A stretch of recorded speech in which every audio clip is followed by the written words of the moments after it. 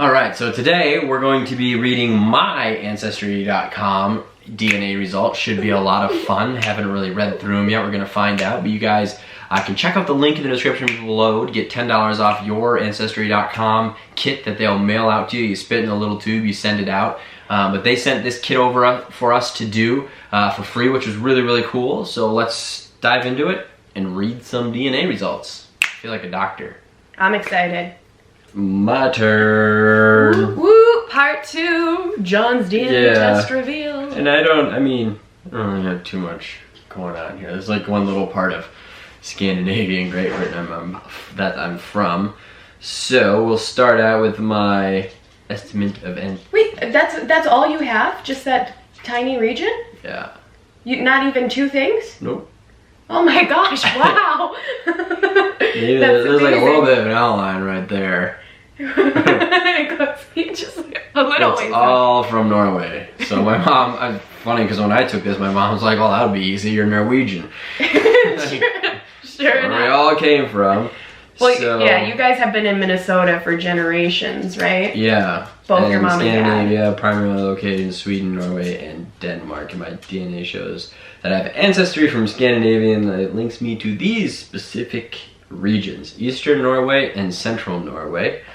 Ooh, I'm due to from Central Scandinavia's Norway. locations, its natives have often been referred to as Northmen. Kind of attractive. Scandinavians have historically been renowned seafarers, Vikings, and their adventures brought them into contact with much of the rest of Europe, sometimes as feared raiders and other as well-known or well-traveled merchants and tradesmen. Scandinavian sailor Leif Erikson is credited for being the first European to travel to North America 500 years before Mr. CC's first voyage in 1942. So that's awesome. One thing I love about Norway is I think that's where a lot of my passion for fishing comes from. You know, I think a lot of my ancestors like to spend a lot of time in the water because I love being on the water. I love being in the woods. Raiding and pillaging is something I often do in video games with a lot of enthusiasm. So, but I mean, I guess like I never thought about that because like Minnesota boys are so into fishing, but that's probably what, you know, most ancestors did. Most Minnesotans have Norwegian heritage. Yeah, and then I am also 14, so I'm 80% Scandinavian and 14% Great Britain. Oh, you are 2 things. Yeah. You said you're not 2 things. No, I said I was not 2 things very far away is what I meant. All one continent. So maybe that's why I love London so much and all you Brits out there is because I'm part of you. A lot of my DNA is from this area where people really like to travel, and then a smaller part of it is where people traveled to, and those people that lived in that area just kind of like, you know, adopted everybody into their society and grew. So someone from Norway sailed over to Great Britain and they had a baby that had a baby that had a baby that someday had me. That's how it works. Yeah. People just keep having babies. And I have 3% Europe West, which is... Do you have Germany? Belgium, France, Germany, Netherlands, Switzerland, Luxembourg, and Liechtenstein.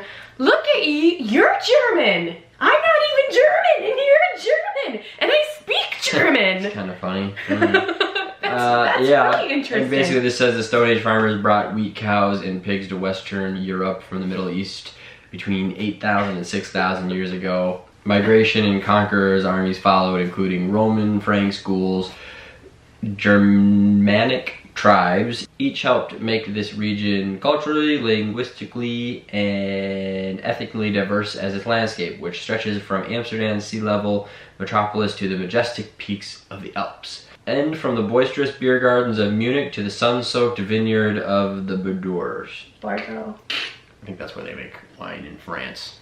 Who are we? Where are we? I am so confused. You're German. Merman. Yeah, and then I'm from the Iberian Peninsula. Oh, wow. Which the Greek named the regions after Spain the and Portugal. Ebro River. And a little bit of Spanish and a little bit of Portugal in there. It was kind of a jumping off point for a lot of people coming to America. Spain and Portugal? Portugal. John, you're actually a lot of things. You told me you were just one thing. You didn't ask. And then I have a little bit bit of Irish, Scotland, and Wales. Wow. Kind of cool. That is cool. Again, you guys can check out the link in the description below for Ancestry.com, but it is kind of cool to go back and do this and just think about where you came from, where all your relatives are from and your ancestors, and where, you know, they grew up and what they did and what their lifestyle was, and kind of how that's transcended, I think, through the DNA, I would say, life, you know, chain and relatives and everyone. And now here I am sitting in Minnesota still loving to fish and adventure and explore. And we found out we're not cousins, which is a plus. Something you always might kind of want to worry about. Well, my dad would always make a joke because I had like a great grandparent that had the last name Dahl, Julius Dahl, and he's John Dahl. Yeah. But there's like lots of Dahls and when we immigrated lots of Bakers. From Sweden to here, they changed our last name from Anderson to Dahl. They were just like, you're a Dahl now. Don't know what you're saying. So we didn't actually get together thinking that there was a good chance that we were cousins. This is taking a wrong turn. Yeah. My dad was just like joking about it, and like we had no, you know, we knew we weren't cousins, but it's a joke. 100%. It's 100% confirmed. Also not a joke. That part's not a joke.